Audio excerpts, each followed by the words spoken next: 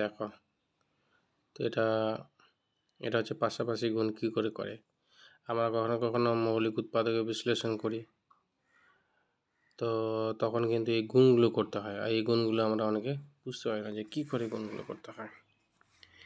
তো ভালো করে জিনিসটা দেখো। প্রথমে কি করব, এই দুটোকে একসাথে নিয়ে নেব, ঠিক আছে? তাহলে 2 3 কত হবে? 6 লিখে দিলাম। পরে থাকলো কি এই গুণটা আর এই 4টা, ভালো করে বোঝো কিন্তু বারবার দেখবে। এবার কি করবা, 6 4 কত? 24, বুঝলে? ভালো করে কিন্তু 2 3 বার দেখবা।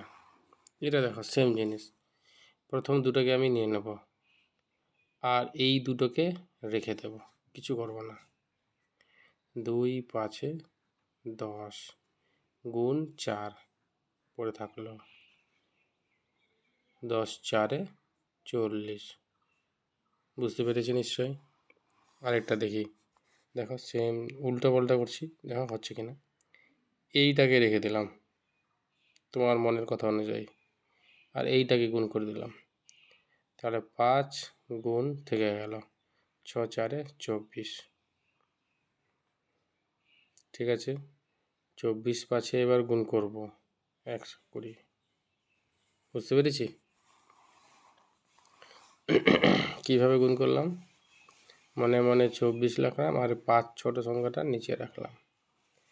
5 4 20, 20 শূন্য, 5 দুগুণা 10, আর 20 শূন্য ছিলাম, হাত থাকলো 2 ছিল, ওই 2টা লিখে দিলাম, তাহলে 5 দুগুণা 10 আর 2 12। বুঝতে পেরেছি? ঠিক আছে, এবার তাহলে তোমরা 4 সংখ্যার গুণটা একটু দেখে নাও। দুটো দুটো করে নেব, অন্যভাবে নেওয়া যায় কিন্তু আমি দুটো দুটো করে নেব। 2 5 10, এই গুণ চিহ্নটা আছে, 7 3 21, 10 21 কত হবে? গুণ করলে 210 হবে। কীভাবে গুণ করবে?